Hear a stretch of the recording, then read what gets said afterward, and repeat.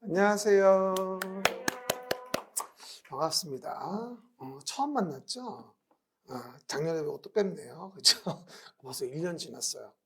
저번 주에 배우고 또 이제 오랜만에 뵈면은 느낌이 1년 만에 보는 것 같아가지고 좀 느낌이 다르죠. 그러면 이제 새해가 됐으니까 이제 그만 자고 열심히 하겠죠? 그럴 리가 없어요. 맨날 졸려와요. 그죠? 네. 우리가 이제 공부를 시작하기로 했어요. 내용에서 이제 공부를 좀 해봐야죠. 그래서 내용도 정해보시면 되는데, 우리가 공부하는 중개사라는 과목을 이제 하게 되고, 이제 우리 2시간 같은 경우는 이제 3개월 과정으로 이론반은 진행을 할 거예요. 그래서 이제 11, 12월 달보다는 좀 시간 좀 여유가 있긴 합니다. 근데 뭐 워낙 뭐 야간에 시간이 없다 보니까 뭐더 한다고 해서 크게 뭐 많은 시간이 있어 보이지도 않아요, 사실은. 그렇죠? 어쨌든 그러면 우리가 공부하는 목적은 박사학위 따려고 하는 거죠? 그런가 보네. 봐봐요. 예. 아니면 공부 자체가 목적이죠? 아니죠. 우리는 합격이 목적이에요. 우리는 2022년도에 10월 29일 날 시험 봐서 합격하려고 하는 거예요. 그렇죠? 그래서 합격하려고 하는 거고, 우리는 뭐 실무 공부하는 것도 아니고 박사학위 공부하는 것도 아니기 때문에 합격에 플러스가 되냐 플러스가 되지 않냐, 이게 중요한 공부의 근거가 되어줄 기준이 되어지는 부분이에요. 그렇죠? 그래서 앞으로 배우게 되고요. 저는 이제 여러분과 같이 공부하게 될 부동산 공법이라는 걸 담당하고 있는 이상곤이라고 얘기를 해요. 그리고 자꾸 뭐 이렇게 뭐 공법 누구 듣니 그러면 자기 가르침을 받는 선생 이름을 몰라가지고 자꾸 그 왜 웃긴 놈 있지 않냐고 막 이렇게 말하는 분들이 많이 있는데, 저 웃기긴 해도 놈은 아니, 놈도 맞구나. 아줌마는 아니니까. 어쨌든 봐봐요. 여기 이름표 붙였어요. 이름표를 붙여 내 가슴에 붙였어. 역시 괜히 했군요. 그래서 우리가 이름표를 붙였습니다. 이 동영상이 첫 주 첫날 그냥 도와댕기더라고 이게. 그래가지고 좀 붙여놔야 돼요. 이렇게 이상권. 그래서 서로 상자에다가 땅곤자 써가지고 우리 아버지가 땅하고 잘 지내라고 했다는데 글쎄다. 이렇게 보시면 되고요. 일단 오늘부터 내용을 진행할 텐데요. 첫날이라 어쨌든 간에 오늘은 여러분이 공부에 대한 방향을 조금만 얘기할 거예요. 시간이 없으니까. 근데 매번 제가 설명을 드리는 게 뭐냐면, 안타까운 게 뭔지 아세요? 공부를 진짜 열심히 했어요. 근데 시험이 안 돼요. 그 이유가 뭔지 아세요? 전략을 잘못 세워서 그런 거예요. 그리고 요즘에는요, 시험 공부라는 게 그냥 묻지마로 열심히 하는 공부가 아니라 어떤 방향으로 가야 할지 전략을 잘 짜야지만이 이게 우리가 쉽게 붙을 수 있는 건데, 우리 제 나이 때나 저보다 선배님들 같은 경우는 그냥 뭐라고 이해하냐면 열심히 보면 붙는 거라고 이해를 많이 해요. 근데 그렇지가 않아요, 지금은요. 열심히는 기본인 거고 잘해야 붙는 거거든요. 그렇죠? 그러다 보니 꼭 기억하실 게 뭐냐면, 봐요. 첫 번째, 매번 얘기하는 거예요. 형광펜 준비해 왔죠? 형광펜. 뭘 꺼야 돼요? 체계와 흐름에 집중하라. 뭐라고요? 체계와 흐름에 집중하라. 제가 매번 설명드리다시피 이거 좀 봐볼까요? 뭐 시간은 없지만 간단하게. 우리가 이제 2차 과목이라는 것에 시험을 보게 되면요. 2차 과목의 1교시에 대한 부분은 매번 얘기하듯이 공인중개사법이라는 걸 시험을 봐요. 그리고 1교시에 부동산 공법을 시험 보게 되고 같이 두 과목을 보는 거죠. 그 다음에 2교시에 가면 뭐하냐, 우리가 2교시에서 공시법령이라는 내용을 과목을 시험을 보게 됩니다. 그러니까 총 3과목이거든요. 2차 과목이. 물론 40점 안 되면 안 되고 평균 60 이상은 돼야 되는 거란 말이에요. 근데 여기서 우리가 2차 과목에 배우는 법이 몇 개냐면 10개예요. 뭐라고요? 2차 과목에서 배우는 법이 몇 개? 10개거든요. 근데 그 중에서 중개사법이 법이 하나예요. 사실은 뭐 2개라고 하지만 실제는 하나야. 사실 따지고 보면. 그리고 공법 몇 개? 6개. 공시법령이 지적등기세법 3가지예요. 그러면 총 10가지 법을 배우는데 부동산 공법에서 6개를 배우니 이게 어려울 수밖에 없는 당연한 구조 아니겠어요? 난 처음에 이 법을 배치하는 것조차도 마음에 안 들어요. 왜 이렇게 했을까요? 나만 힘들게. 그렇죠? 남들은 노는데 말이야. 놀지는 않지만 어쨌든 너무 양이 많아요, 이게. 그러다 보니까 수험생분들도 우리 강사분들도 공법 하시는 분이 많이 힘들어하세요, 사실은요. 양이 많아서. 그럼 이거를 양이 많은 걸 이 1년이란 기간, 오늘 따지면 10개월이에요. 우리 1월 초니까 지금. 그럼 10개월이라고 하는 300일 동안 끝내야 되는데 이거를 어떻게 전략적으로 접근하지 못하면 그냥 열심히만 한다면 절대로 이길 수가 없어요. 그렇죠? 그러니까 빈출 부분과 정확히 나오는 부분을 골라내가지고 그런 부분만 아주 그 엑기스적인 부분을 골라서 반복해 무한으로 봐야 되거든요. 그렇죠? 하물며 우리는 뭐야? 3시간 땅도 아니고 2시간 땅인데. 그렇죠? 더더군다나 더 시간이 없는 요원들이잖아요. 그러다 보니까 가장 첫 번째로 이걸 이기는 방법은 전체적인 내용을 자세히 보려고 그러지 말고 첫 번째, 체계와 흐름에 집중하라. 시작. 체계와 흐름에 집중하라. 첫 번째 요건이 되어집니다. 그래서 우리가 수업계획 첫 번째 보였다시피 체계와 흐름을 뭐하죠? 무시한다고 한다면 우리는 절대로 이 법을 이길 수가 없어요. 그래서 가장 우리가 확인해 줘야 될 6가지 법에 대한 내용을 보는데 체계와 흐름에 집중하면서 법 6개, 국토의 계획 및 이용에 관한 법률 등등에 대해서 체계와 흐름 집중해 줘야 되고요. 각각의 법마다의 체계 흐름을 무시한다라고 한다면 전혀 내용이 잡히지가 않아요. 그래서 항상 얘기하듯이 그 내용을 담는 연습을 해야 돼요. 어디에다가? 체계와 흐름 속에다가. 그렇죠? 그러다 보니까 이 체계 흐름을 모르면 내용이 남아있지가 않아요. 첫 번째 법을 배웠어. 국토계획법을. 근데 개발법을 그 다음 주에 배웠어. 배웠던 국토계획법 아무것도 기억이 안 나요. 체계 흐름이 없으면. 있어도 안 되는 판인데. 그래서 반드시 하셔야 되고요. 그리고 자꾸 물어보는 분들이 선생님 바빠서요. 11월 달 개념 완성 강의를 못 들었거든요. 꼭 11월 달부터 들어야 할까요? 아니면 1월 달 거부터 들으면 안 될까요? 물어보는 분들이 있어요. 그럼 이렇게 질문하시는 분들은 과연 11월 달 수업을 듣고 싶어서 물어보는 거예요? 아니면 좀 그냥 지나가면 안 되겠니? 이런 표현인 거예요. 지나가면 안 되겠니? 이렇게 물어보는 거잖아요. 그럼 어떻게 또 안 된다 그래요, 또. 그죠? 영 시간 없으면 1월 달부터라도 잘 하세요. 이렇게 얘기하는 거지, 제가. 하지만 여유 되면 11월 달 개념 완성 강의로 예습을 하면 참 좋긴 해요. 예습을 하고 나서 이제 오늘 수업을 들으면 참 오늘 수업 자체가 복습이 되어지거든요. 근데 뭐 요원한 얘기예요. 학원도 안 나오는 판에 무슨 예습은. 예습이란 단어가 뭔지도 몰라요, 사실은. 그렇죠? 하면 좋은데. 그렇죠? 어쨌건 좋은 방법을 제시해 드립니다. 11월 달에 했던 수업을 주말 통해서 다른 과목은 몰라도 민법이나 공법이라도 그렇죠? 좀 주말 통해서 보고 그 다음 주에 온다면 훨씬 잘 들리긴 합니다. 근데 쉽진 않을 거예요. 어쨌든 참고만 하시고요. 그다음 두 번째는 뭐냐면 공부의 왕도는 뭐다? 무한반복에 있다는 건 다 압니다. 무한반복인 건 아는데 문제는 반복, 반복, 다시 반복. 근데 문제는 뭐죠? 무엇을 반복하냐. 시작. 무엇을 반복하냐가 더 중요하다. 그러니까 여러분들 앉아가지고 무엇을 반복할까? 아, 우리의 호프 2시간 땅 교재가 있죠. 드디어 출간됐어요. 이건 제가 쓴 거예요. 2시간 땅 교재는. 그죠? 근데 어쨌든 이게 3편으로 구성이 되어 있습니다. 보시는 바와 같이. 첫 번째 편은 뭐다? 이론 파트. 두 번째 파트는 뭐다? 기출문제 파트. 세 번째 파트는 이제 예상문제 파트예요. 원래 우리 정규 평생 땅으로 본다면 이게 3권이거든요. 이만해. 정규로 본다면. 근데 우리는 시간이 없는 필수 요원이잖아요. 그래서 한 권으로 끝내는 이제 무모한 도전을 시작을 했어요, 우리가 작년부터. 그래서 지금 다른 출판사들 이런 거 없거든요. 그래가지고 우리가 해내니까 이제 또 따라가려고 애를 쓰는데 원조는 어떻게 할 수 없죠. 그래서 이 2시간 땅에 대한 부분은 굉장히 많이 성공했어요, 사실은요.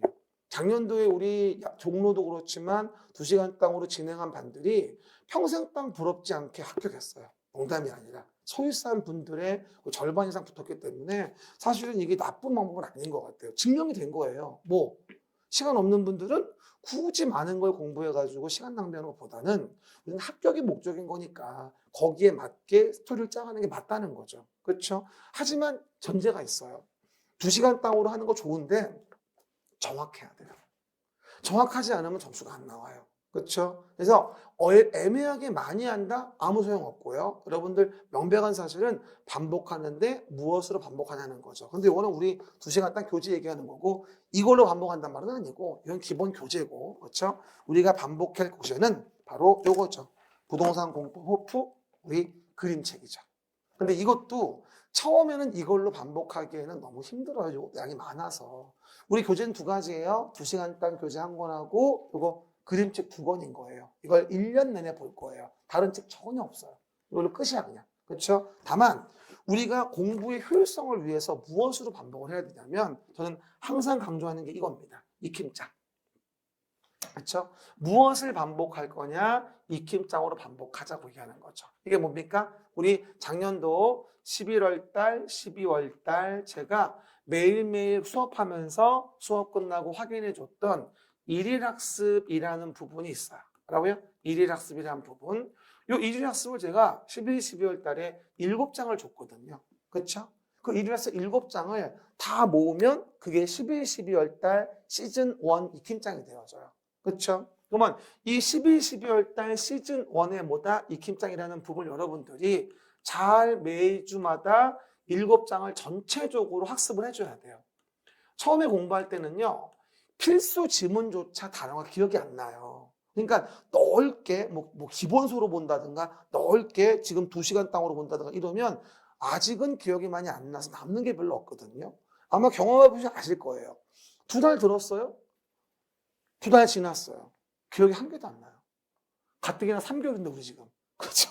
그러니까 절대 주의하실 게 뭐냐면 앞으로 3개월 12주 동안 매주마다 수업을 나오세요. 근데 오늘 건 복습 안 해도 좋아요. 왜? 오늘이 가장 기억 많이 나는 날이에요. 오늘 들었으니까. 그렇죠? 오늘 게 아니라 11, 12월 달에 일일학습 7장 준 거 요거를 무한반복하셔야 돼요. 12주 동안 매주 금요일마다. 7장을 통째로 봐야 돼요.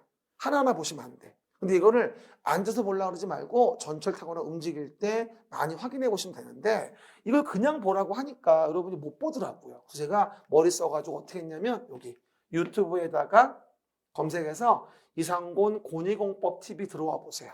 그럼 여기서 그 메뉴바 중에서 동영상이라는 거 누르면 그 안에 33회 시즌 1 익힘장 7장 내가 올려놨어요.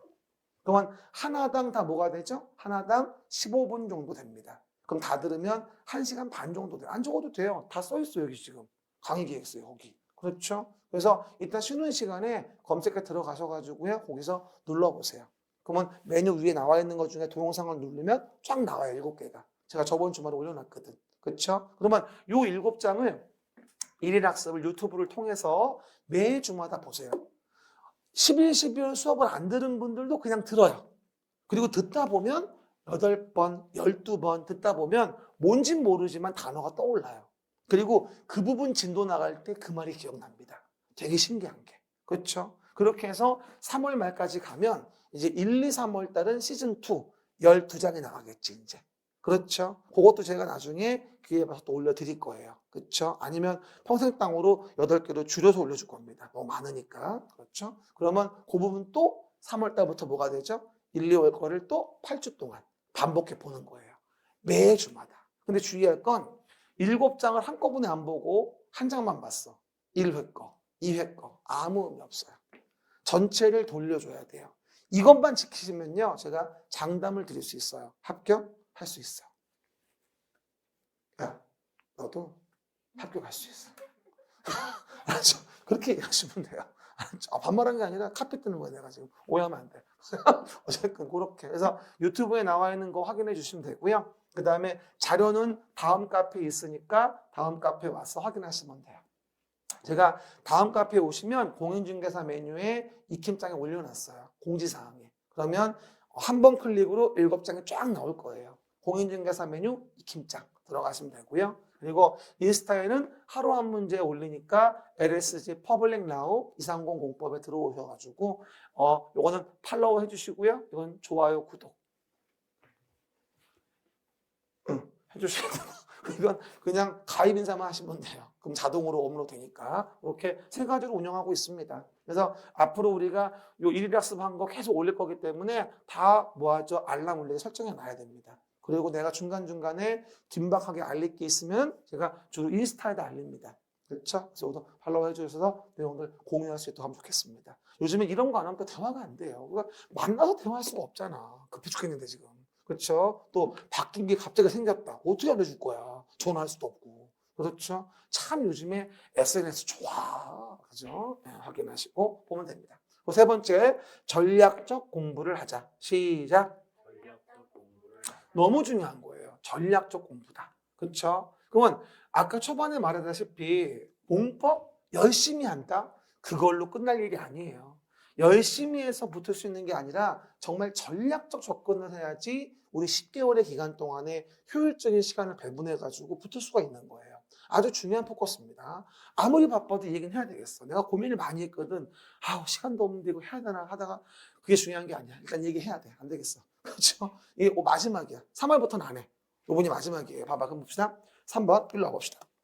전략적 공부의 의도가 뭐냐면요. 대부분들이 이 중개사 시험 공부를 할 때 점수에 대한 전략을 어떻게 짜냐면 보통 법이 하나밖에 없고 문제가 별로 어렵지 않으니까 대부분은 중개사법 80점에 공법 40점에 공시 60점 이래서 180을 맞춰요. 그래서 평균 60 이렇게 붙는 거를 보통 목적으로 삼는 게 대부분의 수험생들이거든요. 뭐 하나 물어보죠. 이렇게 목적으로 전략을 세우면 합격률이 몇 프로 되는 줄 아세요? 제 경험상으로 봤을 때 제가 올해 24년 차야. 그렇죠? 경험상으로 봤을 때 이렇게 설정하면 합격률은 10% 이하예요. 못 붙어요. 정말 재밌는 게. 첫 번째 원인은 공법에서 까락 나올 위험이 굉장히 높아요. 공법을 40점을 설정한단 말은 뭐예요? 안 하겠다는 얘기야. 더덕놈 심보지. 그냥 대충 해서 붙겠다는 얘기 아니에요? 마음 자체가. 내가 뻔히 다 알거든. 그렇죠? 그러면 만약에 꽈락이 안 나왔다 하더라도 중개사가 80 이상이 나오면 좋을 텐데 생각보다 중개사 80이 어렵다는 거예요. 그렇죠? 그러다 보니 중개사 80으로 했다가 서울말씨로 돼 있는 공부를 하다가 시험장에 갔더니 정작 부산말씨로 나오는 거예요. 같은 말인데 고를 수가 없어요. 전라도 말씨를 쓰는 거죠, 갑자기. 그러니까 요번에 뭐였다? 32회 때 문제가 서울시 말씨로 안 나왔어요. 지방 말씨로 나온 거야. 평소에 물어보지 않던 패턴. 내가 봤을 땐 출제위원이 중개사법 출제를 할 때 다른 패턴 내려고 애를 썼던 것 같아. 문항 구성을. 거기다가 에러가 난 거잖아. 두 문제나. 지금 역대 32년 동안 중개사법의 두 문제 이중답은 처음이에요. 그렇죠? 한 문제도 거의 없었거든요. 근데 루틴대로 안 냈어요. 다른 머리를 쓴 거야. 그러다가 이제 잘못 내서 하나 복수답, 하나 모두 정답 나왔잖아요. 그것 때문에 5천 명이 더 붙었어. 두 문제 때문에. 아이고, 아주 뭐, 한 문제 안 돼가지고, 아유, 안 됐어요. 그러더니, 이러고 댕기면서, 자기 중간하다 이거지, 이제. 천한 것들아 절로 가라, 뭐 이러면서. 달라졌어. 어쨌든, 즐겨야죠. 그래서 이러시면 안 되고요. 제가 추천드리는 방법은, 중개사법은 70점 정도 예정하자, 이렇게 얘기합니다. 70점이 안 나오진 않아요. 공부하신 분들은. 대부분이다. 그리고 공법을 뭐다? 60점 보자 이 얘기지. 60점. 그리고 공시법 60점. 이러면 합격 확률이 거의 90%입니다. 이러면. 안 될 리가 없어요. 중개사가 아무리 안 나와도 70은 나오거든. 공부하신 분들은. 그러니까 공법이라는 거를 정면 대응해서 요 점수를 맞추려고 애를 써야 하는 게 포인트라는 거 아니에요, 얘기는. 내가 공법이라 이런 말 하는 게 아니라 이게 진짜 맞는 내용인 거거든요. 그렇죠? 그러면 공법도 장점이 뭐냐면 이 공법은 상중하의 난이도가 명백한 편이에요. 다른 과목과 달리.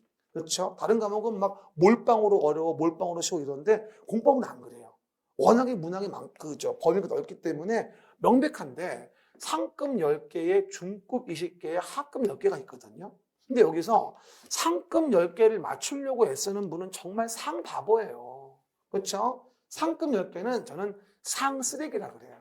뭐라고요? 상쓰레기 해봐. 빨리 시작. 상쓰레기. 그래서 상급 10개는 버리는 거고 쳐다보지도 말아요. 이거 공부한 데서 맞출 수 있는 게 아니에요. 너는 너대로 살아. 버리는 거야. 그리고 학급 레벨의 몇 개를 10개를 완벽하고도 정확하게 내 것으로 만들어줘야 돼요. 그러면 10개 곱하기 2.5점이 되어지니까 이게 25점이 되어지거든요. 그렇죠? 그리고 중급 레벨을 이제 공부하는 게 우리가 나머지 학급 10개를 커버했다면 남은 수험 기간에 요 20개를 맞추는 게 수험의 목표인 거예요. 이거 나는 안 할 거야. 하나도 안 해, 이거는. 나중에 9월, 10월 가서 유행되는 부분이 있으면 몇 개는 알려드려. 거기에 또 몇 개 나올 때가 또 있고. 그럼 그때 가서 할 문제야. 9월, 10월에. 지금 할 얘기 아니야. 이거는 쓸데없는 얘기. 그리고 중급 레벨 중에 몇 개? 10개만 맞추자 이 얘기야. 그럼 어떻게 돼? 10개 맞췄다, 10개 맞췄다. 20개밖에 안 되는 거야. 그러면 곱하기 2.5면 얼마야? 이것도 25점이야. 그럼 얼마? 50점. 아우, 그럼 60 안 되는데요? 있어 봐봐. 그죠? 이렇게 50점 얻는 게 기본 베이스라는 거예요. 그럼 우리가 나올 때마다 제가 말씀드리지만 1, 2, 3, 4, 5에 오지선다. 5개 중에 한 가지 정답을 고르는 게 우리 문항이잖아요. 근데 정말 전혀 예외 없이 한 문항당 정답의 보기는 정답은 8개씩 구성되어 있어요. 제가 32년치를 다 제가 분석을 해봤는데 정답이 7개에서 9개예요. 전혀 한 해도 거짓말 없이 7개에서 9개입니다. 한 개당 정답이. 그럼 내가 지금 몇 문제 풀었어요? 20문제 풀었잖아요. 그럼 어떻게 돼요? 만약에 1번이 5개, 2번이 1개, 3번이 4개, 4번 5개, 5번 5개에서 20개 푸는 거예요. 그럼 내가 나머지 못 푼 몇 문제, 여기 10문제하고 여기 10문제 이렇게 풀었으니까 여기 10개, 여기 10개, 20개 못 풀었지? 그럼 나머지 20개는 뭐야? 그냥 다 2번 찍는 거야. 그냥 한 번으로. 그럼 어떻게 되죠? 더하기 7개가 맞는 거야. 그죠? 그럼 어떻게 돼? 7개면 17.5점이에요. 그렇죠? 더하기 17.5. 그러면 67.5. 원더풀. 브라보. 에버바리 시기죠. 브라보야, 브라보. 그렇죠? 이게 실화야? 실화라니까? 실제 부동산 공법을 65점 넘기는 분들이 이렇게 넘기는 거예요. 절대로 내가 풀어넘기는 게 아니라니까. 다 뻥이야. 절대 말도 안 돼. 20개만 내 실력으로 풀면 70점 원주리가 나온다니까요. 거짓말이 아니라. 대신 전제가 내가 풀어놓은 이 정답이 정확히 맞는 답이어야 돼요. 이게 만약에 맞는 답이 아니었다면 경험하지 못한 빵점을 맛보게 됩니다. 그렇죠? 그리고 명백한 사실은 내가 풀어놓은 20개를 정확히 푼다는 게 이 과목을 이기는 방법인 거예요. 이게 양이 많은 과목일수록 이렇게 해야지 이겨낼 수 있는 거거든요. 단기간에. 안 그러면 절대로 못해요. 그렇죠? 제가 더 단순하게 얘기해 줄까요? 만약에 나는 문제를 너무 머리 아파서요. 그냥 학급 10개만 풀래요. 이럴 수도 있잖아. 근데 10개만 풀었어. 가장 재수없는 사이즈가 이거야. 둘. 10개. 가장 재수없는 사이즈. 그렇죠? 10개 풀었어. 그러면 어느 번호를 찍어도 6개는 건지는 거야. 어느 번호를 찍어도. 그럼 뭐야? 10개, 6개. 그럼 몇 개야? 16개. 곱하기 2.5. 얼마? 40점. 아니 어떻게 꽈락이 나오지? 나 이해가 안 가. 10개를 못 푼단 말이야? 이건 정상이 아니야. 1년을 공부했는데 제가요 1년 내내 2시간 딴 강의를 하면서 50개 정도의 33회 나올 겁니다. 올해 불러주는 게 있어요. 그 안에 30개는 반드시 나와요. 항상 그래 왔으니까. 믿어도 좋아요. 그럼 그거를 정확하게 반복해 본다. 아까처럼 뭘로? 익힘장 통해서. 지겨울 때까지, 토 나올 때까지, 진점을 낼 때까지 하는 거야. 그러면 그 안에 문제가 나온다는 거죠. 그럼 40점에다가 2개만 더 건져봐. 그럼 45점이야. 됐어, 이 정도면. 그렇죠? 하지만 이거는 불안하니까 말한 대로 10개 거쳐서 20개만 내가 맞추는 공부를 하자. 그럼 그 안에 30개는 맞추겠지. 안 그래? 그럼 60 나오는 거야. 그죠? 절대로 의심하지 마세요. 또 이랬더니 또 어떤 말 하는지 알아요? 선생님, 시험 볼 때요. 이거 1번 몇 개인지 2번 몇 개인지 셀 시간이 없어요. 해보거나 얘기하세요. 나도 시험 봤어. 나는 뭐 안 본 줄 알아? 그렇죠? 그리고 몇 개를 풀었다고 못 세 이거를 10개밖에 안 되는구만. 그냥 봐도 알겠네. OMR 카드 보면요. 눈에 뻔히 보여요. 가장 없는 번호. 그냥 봐도 보인다니까? 5천 번 보여. 그러면 왔다 갔다 찍지 말고 한 번호 쫙 찍어. 그래야지 뭐라도 걸려 그 안에서. 2, 3, 4, 2, 4, 3, 2. 한 개도 안 맞아. 비사이로 막가 알죠?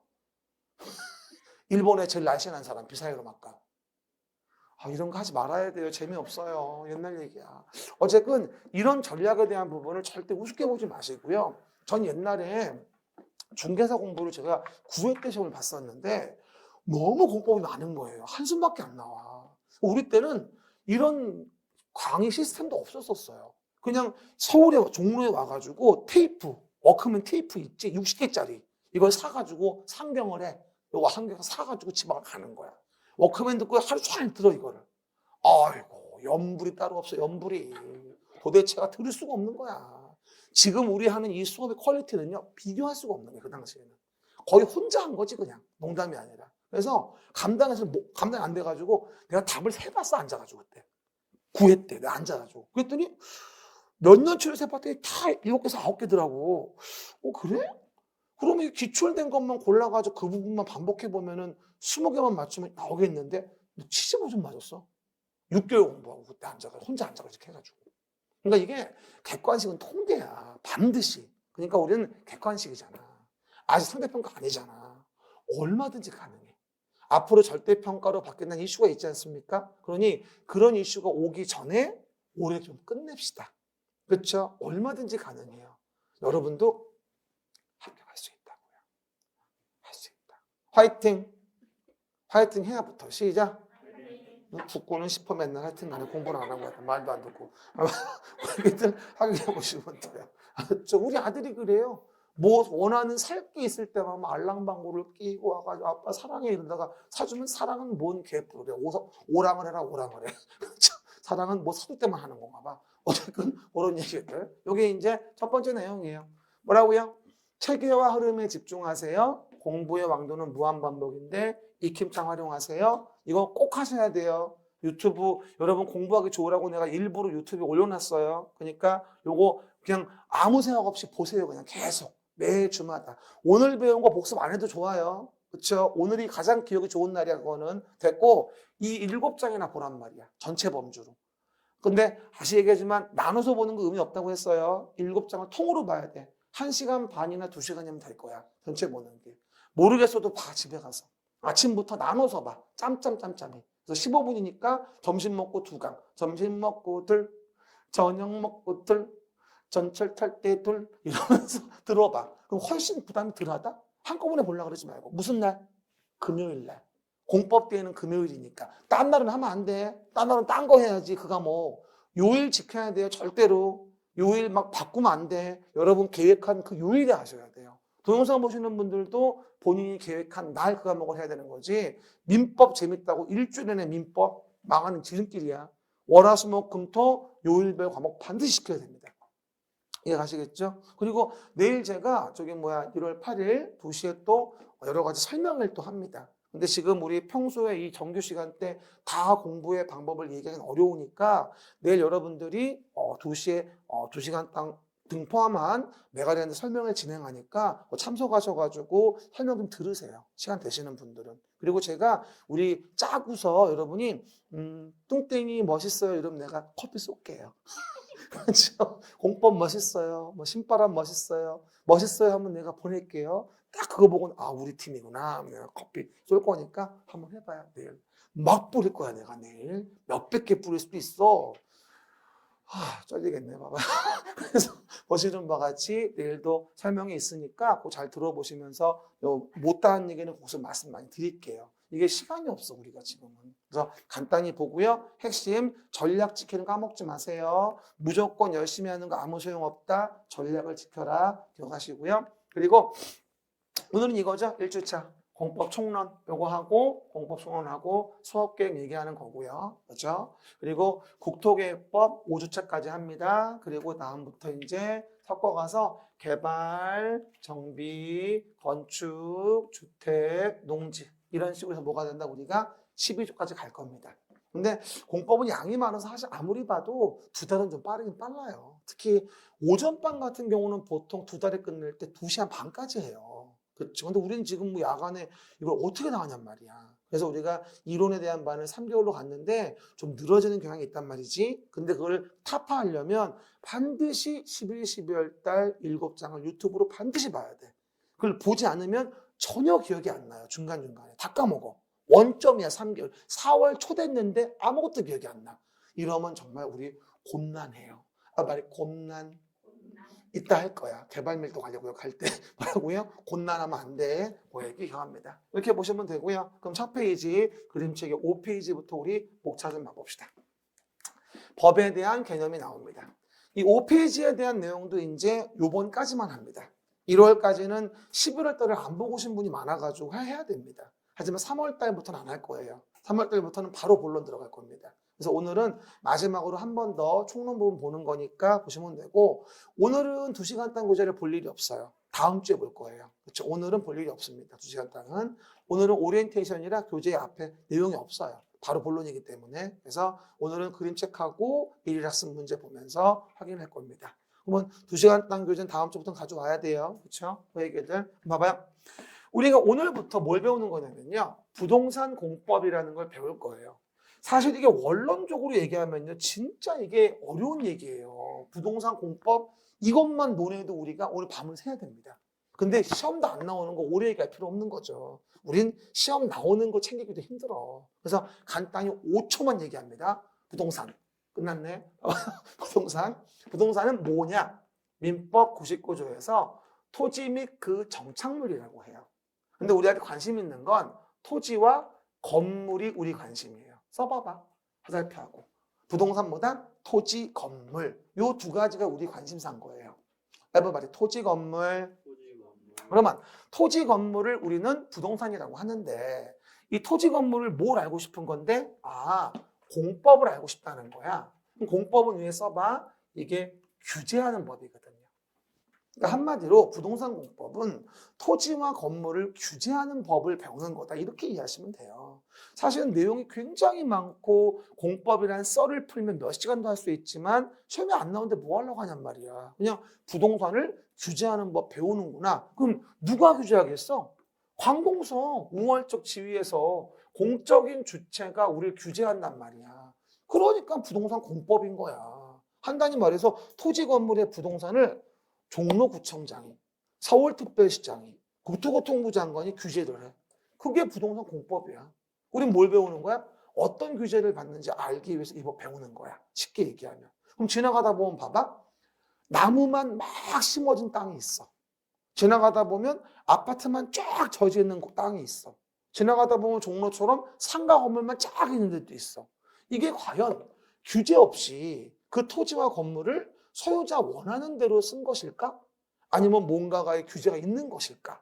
규제가 있다는 것이지. 우린 그 규제를 알고 싶은 거야. 왜? 그래야 토지와 건물을 소개하고 계약서 쓰고 중개수수를 받을 수 있는 거니까. 이해가셨죠? 참 보면 이 부동산이라는 건 저는 자격증도 중요하지만 이 대한민국이란 나라에 살아가는데 아주 중요한 지식 같아요. 물론 모든 것도 중요하겠지만 우리가 이 대한민국이라는 나라에 살기에는 부동산을 모르고는 정말로 살기 힘들어요. 이걸 잘 운영하면 누구는 같은 시드머니로 100억을 만들고 누구는 같은 시드머니로 5억을 만들고 누구는 그 집 발세기가 되고 이러는 거예요. 그래서 매번 하는 얘기 뭐예요? 우리 전통적인 관념, 돈 없어? 대출받아 집 사. 이게 우리 마인드거든. 근데 대출이 안 나와서 못 사. 지금 이런 마인드거든. 내가 뭘 했어? 사라고 했잖아. 미리미리. 그렇죠? 제가 문재인 정부 출범할 때 그랬어요. 지금 파란 정부죠. 그러니까 조만간 집값 오를 거예요. 얼른 사세요. 빚이 싫어요. 알아서 하세요. 지금 벼락 그지가 돼가지고 이제 그렇죠. 속상한 분이 한두 분이 아니에요. 그렇죠? 근데 빨간 정부 들었으면은요 집값은 안 올라요. 그렇죠? 지금 돌아가는 분위기는 어떻게 될지 모르겠어요.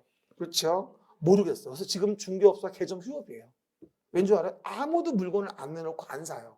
왜냐면 어떻게 색깔이 바뀔지 모르거든. 그리고 거기 맞춰 움직여야 되니까. 그래서 요즘에는요 대부분 중개업소도 장사가 안 됩니다. 그래서 이럴 때는 하고 놓는 게 더 나아요 차라리. 그리고 결정되고 나서 그때 가서 뭔가 움직여야 되는 거야 이제. 그렇죠? 어쨌든 그때 가서 다시 얘기하자고. 그래서 부동산이라는 걸 뭐가 된다? 공적으로 규제하는 법인 거예요. 그러면 우리가 공법을 배우자 이런 얘기지. 그럼 아주 쉽게 얘기하면 법이라는 거는 사실은 사법관계라고 얘기를 하고 공법관계라고 얘기를 하거든요. 그럼 지금 보시는 바와 같이 사법관계는 뭔지 아세요? 개인과 개인 간의 관계인 거예요. 써보면 여기다가 평등한 관계인 거죠. 개인과 개인 간의 관계로 평등한 관계인 거예요. 요 토지라고 하는 부동산을 갑은 팔고 을은 사는 거죠. 이걸 어려운 말로 뭐라 그래? 매매라고 하거든. 이 매매와 같은 뭐다? 계약이라는 걸 체결하는 겁니다.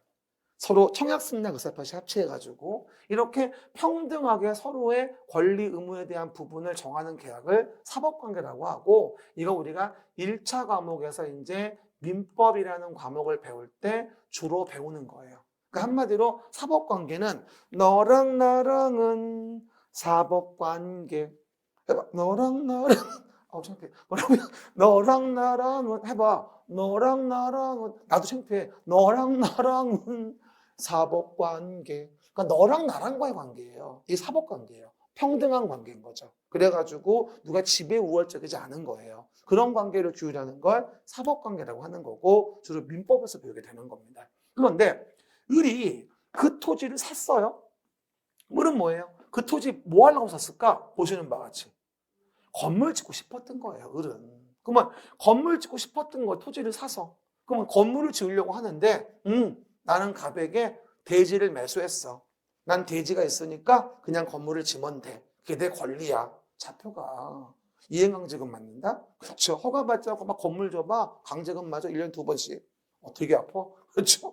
돈으로 때리는 게 제일 아파, 요즘에는. 그렇죠, 여러분? 그러다 보니까 요 을은 그 토지 위에 건물을 지으려면 공공의 관청인 시군구장한테 가서 허가를 받아야 돼요.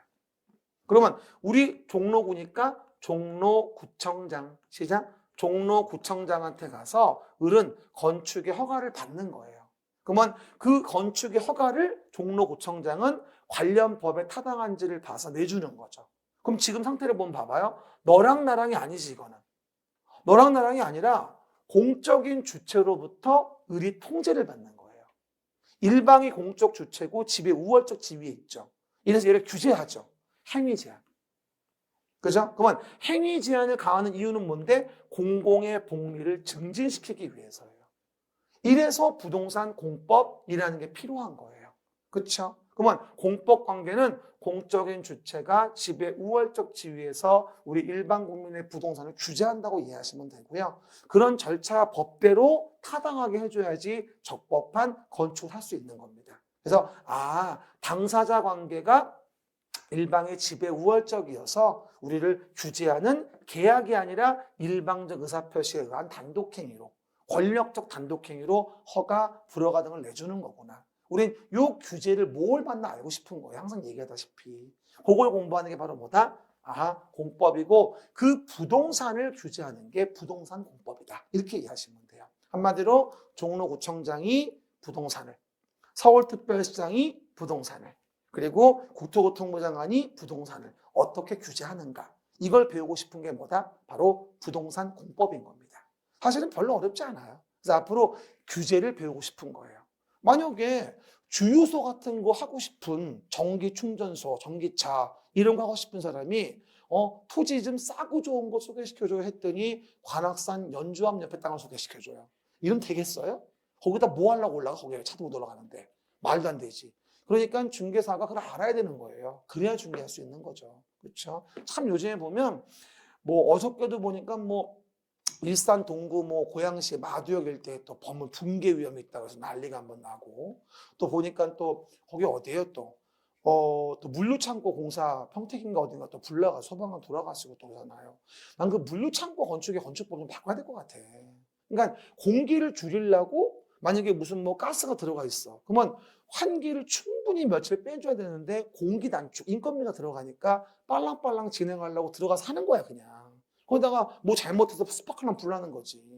이게 참 문제야 아무리 봐도. 법을 아무리 정비를 해도 이게 돈이 문제인 것 같아 아무리 봐도. 그렇죠? 요즘 물류창고 같은 게 워낙에 이제 이런 배달 이런 게 많다 보니까 더 많이 짓는 것 같긴 한데 너무 안타까운 일이 많아요. 법으로 다 규제할 수는 없는 건데, 그렇죠? 조심을 해야죠. 이런 것들입니다. 그럼 이제 오른쪽에 우리 부동산 공법은 그러면 뭘 배우는 거냐는 겁니다.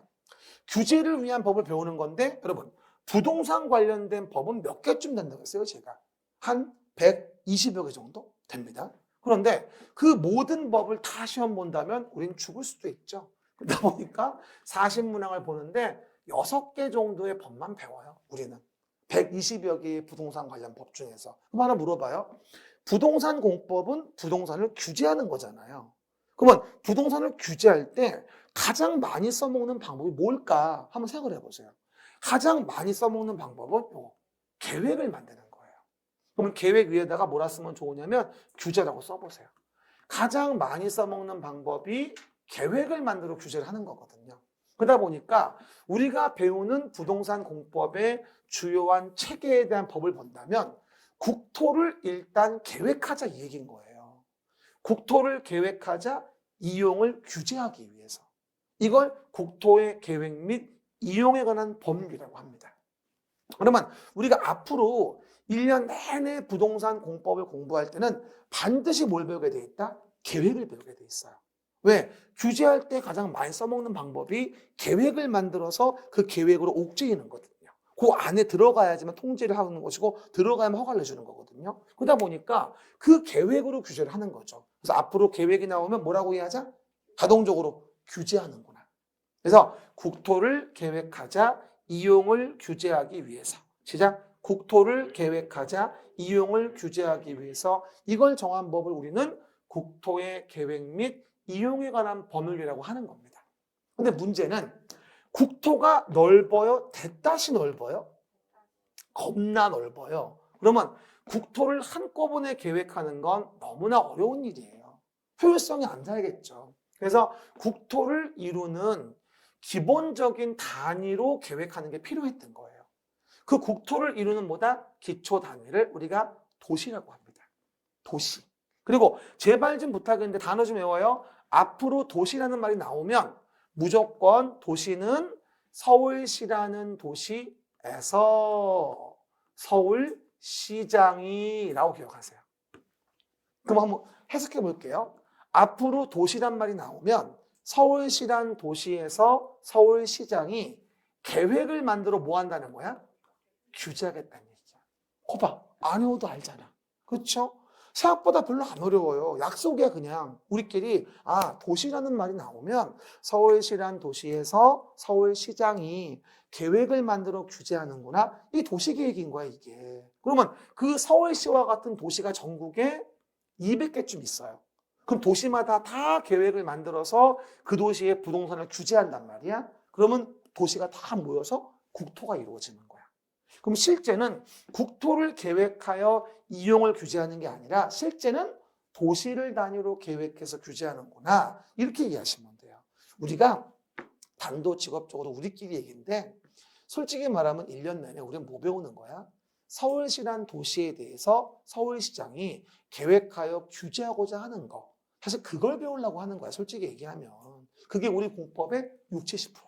그쵸? 누가 만약에 야 부동산 공법 뭐 배우는 거야? 이러면 일반적으로는 부동산을 규제하는 법을 배운대. 이러고 좀 아시는 분은 실제는 서울시란 도시에서 서울시장이 계획을 만들어 서울시의 부동산을 규제하는 걸 배우려고 하는 게 부동산 공법의 대부분의 내용이야. 이렇게 이해하면 완벽하게 이해하고 있는 겁니다. 그렇죠? 우리 1년 내내 뭘 본다? 그 도시의 계획의 내용을 배우는 겁니다. 그렇죠? 아주 간단하게 말하면 그래요. 별로 어려울 거 없어. 뭐 이걸 어렵게 얘기해. 쉽게 얘기하면 돼, 이거를. 참 속상해. 나를 몰라줘, 사람들이. 그래서 도시에 대한 부분에 계획이라고 설명하시면 되겠죠. 따로 말해 도시계획. 오늘도 수도 없이 얘기할 거고 앞으로 계속 얘기할 게 도시계획인 거예요. 그러면 국토를 직접 계획하는 건 아니다. 도시를 단위로 계획하는구나. 됐죠? 그러면 그 도시에서 계획을 해서 현재 서울시를 만든 거야 이렇게. 그래가지고 보시는 바와 같이 토지구획도 아름답게 정리해서 새로운 단지와 시가지 같은 거 만들고 이를 뭐라 그래? 도시개발사업이라 그래. 그러면 도시개발사업은 요 위에 써봐봐요. 도시개발사업은 새로운 단지와 시가지를 만든다고 해서 신도시라 그래요. 신도시, 도시개발사업. 그래서 가장 대표적으로 신도시 만드는 개발사업이 강서, 마곡지구, 송파, 위례 이런 동네가 신도시잖아요. 그래가지고 그런 동네에서 신도시 만드는 도시개발 사업을 하는데 그 도시개발 사업을 규제하는 법이 도시개발법이에요. 요즘에 한참 유행하는 데가 성남시 분당구의 대장동 도시개발 사업. 그것 때문에 사람들이 알아 이제는. 그 얘기를 하면 알아들어. 그거요? 그게 이거야. 신도시 만드는 사업. 그래서 토지 구획을 정리해가지고 새로운 단지를 만들면서 새로운 시가지를 만드는 사업을 도시개발 사업이라고 하는 거죠. 아주 개발이익이 엄청나죠. 근데 이거를 갖다가 개발이익을 일방에 먹게 통제하지 않으면 지금처럼 그런 통제가 안 된 상황이 벌어지는 거예요. 저는요, 세상에서 가장 좋은 물건도 돈이고요. 세상에서 가장 무서운 물건도 돈이라고 생각해요. 그렇죠? 돈 정말 좋잖아요. 막 주머니에 막 10만 원만 있어도 뿌듯하지 않습니까? 그렇죠? 근데 뭐 기본적으로 10,000원도 없으면 서운하죠. 왠지 모르게. 지나가다가 왜 그날따라 붕어빵 맛있어 보여요? 그렇죠? 주머니 돈이 없는데. 그럴 때 있다니까, 농담 아니라. 그렇죠? 가끔 가다가는 김밥집에 가서 아무 생각 없이 사 먹었는데 카드를 안 받는다는 거야. 현금이 없어. 환장하겠네 진짜. 그럴 때 가끔 있잖아. 요즘에도 가끔 있어. 그런데 농담 아니라. 그렇죠? 배짱이야 아주 그냥. 어쨌건 그러다 보니 개발법이 몇 문제? 6문제가 나온 두 번째 법이에요. 봐봐, 도시개발법. 그럼 봐봐, 그렇게 만들어진 택지 위에다 이렇게 건물을 짓는 거지. 건물 짓는 법은 건축법이에요. 따로 건축법에 7문제가 나와요. 건물 짓는 거 7문제. 시작. 건물 짓는 거 7문제. 이게 건축법. 그리고 그 건물 중에서도 주택을 30호, 30세대 이상으로 짓는 거예요. 뭐라고요? 건물 중에서도 주택을 30호, 30세대 이상으로 짓는다. 그럼 뭐가 되죠? 이거는 주택의 단지를 짓는 거지. 저번 주에 배웠지. 그러면 주택의 단지를 짓는 거는 따로 주택법에서 통제를 합니다. 우리 주변에 있는 것들. 그래서 주택단지는 7문제가 나오는 별도의 법이고, 주택단지에 대한 부분은 우리 법에서 많은 통제를 받아. 투기과열지구 전매 제한이니, 조정대상 지역이니, 분양가 제한을 받느니, 뭐니, 아주 규제가 겁나게 많아요. 난 지금 정부처럼 규제 많은 정부는 처음 봤어요. 내가 얘기했죠? 규제에 중독된 것 같다고, 내가 봤을 때. 그렇죠? 그런 말 되게 많이 합니다. 너무 많은 규제는 부동산을 통제하는 것 때문에 되려 변태적인 행동이 많이 벌어지게 돼요, 사실은요. 이렇게 집값 줄 줄 누가 알았겠어요? 되려 풀어주면 관심을 안 갖는 거야. 돈이 안 되는데 왜 관심을 가져? 사놓으면 올라가는데 관심을 갖는 거지. 규제할수록 성나는 거니까. 그게 좀 참 사소한 진리인데, 어쨌건 주택법은 7문제고요. 그리고 이렇게 지어놓은 주택이 시간이 지나면 어떻게 돼요? 노후불량해지겠죠? 시간 지날수록에. 그러면 시간 지날수록 노후불량해지니까 이걸 개량하기 위해 사업을 하는 걸 정비사업이라고 해요. 노후불량 건축물 개량 정비사업. 이게 정비법으로 따로 6문제가 나오는 법입니다. 노후불량 건축물 개량. 시작. 노후불량 건축물 개량. 뭐 건축법에 의해 지은 걸 수도 있고요. 주택법에 지어진 걸 수도 있고요. 어쨌든 노후불량 건축물을 개량하는 걸 정비사업이라고 합니다. 그러면 정비사업은 여러분 아다시피 요즘에 유행하는 게 재개발 사업이니 재건축 사업이니 이런 사업이 있게 되고요. 그리고 요즘에 서울에서 신속 통합기획이니 뭐 이러면서 신속하게 사업을 진행할 수 있도록 지원하는 프로그램을 만들었죠, 요즘에. 그래서 21개 단지가 선정이 됐습니다. 근데 가끔 물어보시는 분이 있는데, 요즘에 오세훈 시장님이 하시는 정비사업의 신속 통합기획은 정비법령을 개정해서 하는 게 아니라 그냥 그 서울시 안에서 현 정비법에서 신속하게 할 수 도와줄 수 있는 프로그램을 번들로 만든 거예요. 그냥 법령 내에서 새로 법 바뀐 게 아니고, 그렇죠? 시에서 해줄 수 있는 걸 도와주는 단지를 만들겠다는 얘기죠. 그런 취지가 신속 통합계획인데 뭐 들어보니 솔깃하더라고요. 서울시에서 행동할 수 있는 걸 법령 범위에서 해주겠다는 얘기예요. 신속하게. 그래서 사실 정비사업은 빨리 되면 좋죠. 시간이 돈이니까. 그렇죠? 어쨌건 여러분들 뭐 음마아파트나 잠실주공 5단지나 뭐 둔촌주공이나 이런 데 있는 분들은 얼렁얼렁 되면 좋겠는데 몸테크에도 한계가 있잖아요. 그렇죠? 그러다 보니 미치려고 하더라고. 내 친구도 맨날 얘기하는 거 잠실주공 5단지. 그렇죠? 살고 있는데 아주 뭐 좋아요. 그렇죠? 한번 가봤는데 나쁘진 않더라고요. 근데 이제 음만 더 심하더라고 보니까 거기보다는. 그죠? 어쨌건 빨라빨라 하면 좋은데 어쨌건 신속통합계획으로 간다고 하더라고. 근데 음만 빠졌어요. 알죠? 왜냐면 거기 협의가 안 돼가지고 안 돼요 잘. 그래 음만은 빠졌더라고 보니까. 그렇죠? 어쨌든 그래서 봅니다. 그리고 마지막으로 뭐가 되어죠? 농지법이 있습니다. 농지는 뭐예요? 누가 농지를 소유할 수 있냐? 두 문제. 그렇죠? 그래서 아무나 농지 소유할 수 없다. 이래가지고 한 문제만 맞추면 됩니다. 총 우리가 이렇게 6개의 법령을 보게 됩니다. Everybody 국토개혁법 시작. 도시개발법, 건축법, 주택법, 정비법, 농지법 이렇게 총 6개를 배우게 됩니다. 그래서 우리가 시간 배분은 국토계획법까지를 보통 4주 정도 배울 거고요. 나머지 개발 정비에 대한 부분들 2주, 3주 배우고 건축 주택도 한 3주 배우고 2개에서 농지 살짝 보고 그래서 12주 정도 해서 진행을 할 거예요. 다시 얘기하지만 익힘장 7장 같이 진행하지 않으면 정말 아무것도 기억이 안 나요. 그래서 꼭 반응해 줘야 되고요. 그리고 제가 12주 동안 계속 오늘처럼 또 일학습을 줄 거 아니겠어요? 병행하셔야 돼요. 누적해서. 그러니까 11, 12, 7장 보면서 우리 이제 이것도 일찍 와서 30분 정도 먼저 와서 지나간 거 있죠? 우리 1주차 거, 2주차 거, 1, 2월 달 거, 그것도 같이 보면서 계속 매주마다 반복을 하셔야 돼요. 그래야지 이 시스템을 이겨낼 수 있습니다. 아셨죠? 넘어가시면 다음 페이지, 6페이지 하단에 그러면 하나 봐봐요. 쉬었다 할 건데 그럼 우리가 법률의 관계에 대한 부분을 이해해 봤을 때 뭐라고요? 법률의 관계를 이해해 봤을 때 행정객체인 국민이 우리 건물 질 거예요. 허가 내주세요. 라고 A가 허가 신청을 한 거예요. 그럼 허가 신청을 받은 누구? 행정의 주체는 누구죠? 국가나 지방자치단체가 있는데 이에 대해서 허가를 내줄지 말지를 관련 공법을 검토해서 정하게 됩니다. 그렇죠? 그럴 때 그에 대한 부분에 행정과 관련돼서 별도로 만든 법이 있죠. 만들어 놓은 법. 그 중에서 만들어 놓은 법이 뭐가 있다? 써보면 건축법이 있었다. 그러면 그 법에 타당해야 A한테 허가를 내주고 그리고 우리 서울시란 도시에서 서울시장이 도시의 계획을 만들었다. 행정계획을. 그 계획에 어긋나지 않아야만 이 자리에 허가 내줄 수 있는 거예요. 서울시의 도시계획상 이 자리에 아파트를 못 짓는 건데 아파트를 지겠대요. 허가 내줄 리가 없는 거죠. 그러니까 관련된 법에 타당해 줘야 되고 관련된 계획에 어긋나지 않아야 돼요. 그러면 서울시장은 뭐가 된다? 그에 대해서 허가를 내줘요. 그 허가를 내주는 행위가 바로 뭐다? 행정행위입니다. 그러니까 법률행위 중에서 권력적 단독행위인 거예요. 일방적 의사표시니까. 우리 민법 배웠죠? 법률행위 중에서 뭐다? 일방적 의사표시인 단독행위인 거야. 아니 종로구청장이 여러분 허가 내주면서 허가 내줄 건데 승낙합니까? 불허갈 건데 승낙합니까? 물어보고 내줍니까? 일방적으로 질릅니까? 질르지. 단독행위인 거야. 하지만 권력적 단독행위인 거지.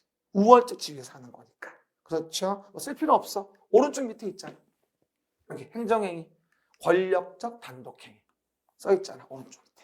그렇죠? 그래서 우리가 허가를 내주는 거, 인가를 내주는 거, 승인을 내주는 거 이런 게 다 뭐다? 다 행정행위인 거예요. 계약이 아니라 권력적 단독행위인 거죠. 우리는 그래서 이와 같은 법률행위에 대한 부분 중에 행정행위를 배우면서 이제 행정주체, 우린 요걸 중심으로 행정주체와 행정청에 대한 내용 중심, 요걸 중심으로 이제 내용을 진행할 거예요. 요 행정주체와 행정청을 모르면은요, 뭘 공부하는지 알 수가 없어요. 그래서 쉬었다 여기부터 볼게요.